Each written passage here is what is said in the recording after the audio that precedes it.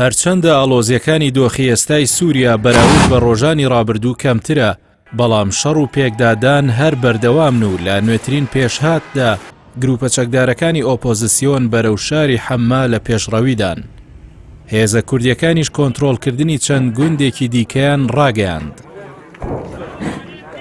شەڕ و پێکدادان لە سنووری حەما بەردەوامە و دەستەی تەحریری شام وەک خۆیان دەڵێن بەرەو ناوەڕاستی شارەکە لە پێشڕەویدان. سوپای سووریا و ڕووسیاش بە هاوبەشی ژمارەیەک هێرشی ئاسمانیان لە ئیدلیب، حەما و حەڵەب ئەنجامدا. لەلایەکی دیکەوە ڕامی عەبدوڕەحمان بەرپرسی ڕوانگەی سووری بۆ مافەکانی مرۆڤ ڕایگەیاند لە دێرە زوور لە نێوان هەسەدە و سوپاکەی ئەسەد شەڕێکی قورس بەڕێوە دەچێت. فڕۆکە جەنگیەکانی ئەمریکاش هاوکاری هەسەدەیان کردووە و سوپای ئەسەدیان بۆردومان کردووە. هەر لەو چوارچێوێدا هێزەکانی سووریای دیموکرات کە کوردانی ڕۆژاوا زۆرینەی پێک دێنن کۆنتڕۆڵکردنی 7 گوندی دیکەی لە باکوور و خۆرئاوای دێرە زوور ڕاگەیاند.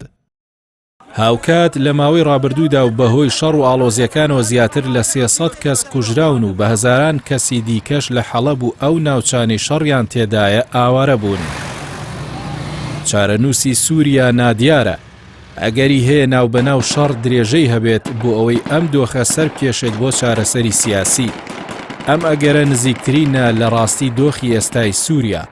گروپی چەکدارانی ئۆپۆزیسیۆن بە هەڕەشەکانیان بۆ کۆنتڕۆڵکردنی حەمس و حەما دەیانەوێت بە زۆر ڕێگەچاری سیاسی بەسەر ڕژێمەکەی بەشار ئەسەددا بسەپێنن. لەلایەکی دیکەوە ئەوەی بۆ رووسیا و ئێران زۆر گرنگە ئەوەیە دیمەشق نەکەوێت، چونکە ڕووخانی دیمەشق بەواتای ڕووخانی ڕژێمە لە سووریا، بەڵام ئەم سیناریۆیە هێشتا دوورە و زووە باسی لێوە بکرێت. لەگەڵەوەشدا ڕووداوەکان زۆر جار هێندە خێرا ڕوودەدەن کە هیچ کەسێک ناتوانێت پێشبینی بکات. ئەگەر گروپە چەکدارەکان بەردەوام بن لە هێرشەکانیان تا دەگەنە حەمس و حەما، ئەوە ڕژێمەکەی ئەسەد بە فشاری رووسیا و ئێرانیش بێت ناچار دەبێت بگاتە چارەسەرێکی سیاسی لەگەڵ ئەو گروپانە بۆ ئەوەی دیمەشق بە سەلامەتی بمێنێتەوە. وڵاتانی دەوروبەریش بە تایبەت ئێران و رووسیا کەمتر لە ساڵانی ڕابردوو پاڵپشتی بۆ ڕژێمەکەی ئەسەد دەردەبڕن. سەرەڕای ئەوەی چەند ڕۆژێکە پێکدادانی توند لە سووریا ڕوودەدات، دەستێوەردانی ئاسمانی رووسیا نەگەیشتوەتە ئاستی پێویست. ئەمەش پەیوەندی بە دۆخی لاوازی ئەو وڵاتانەوە هەیە لەم کاتەدا. هاوکات لە سەرەتای سەرهەڵدانی ئەم ململانێ نوێیەوە تورکیا لەگەڵ رووسیا دانوستان دەکات و ئێرانیش لە هەوڵە دیبلۆماسیەکانی خۆی بەردەوامە. تورکیا و ئێران سەرەڕای ئەوەی دۆستایەتێکی سنوورداریان لە سووریا هەیە پێدەچێت چارەسەرێکی سیاسی پێشنیاز بکەن.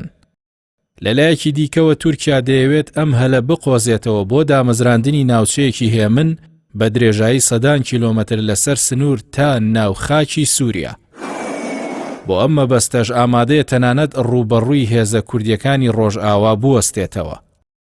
عێراقیش لەلایەک سنوورەکانی خۆی لەگەڵ سووریا توندوتۆڵ دەکات لە پێناو ئەوەی پریشکی ئەو ئاگرەی سووریا نەگاتە وڵاتەکە. لەلایەکی دیکەشەوە بەشێک لەلایەنە شیعەکان داوا دەکەن عێراق هێزی پاڵپشتی بۆ ڕژێمەکەی ئەسەد بنێرێتە سووریا.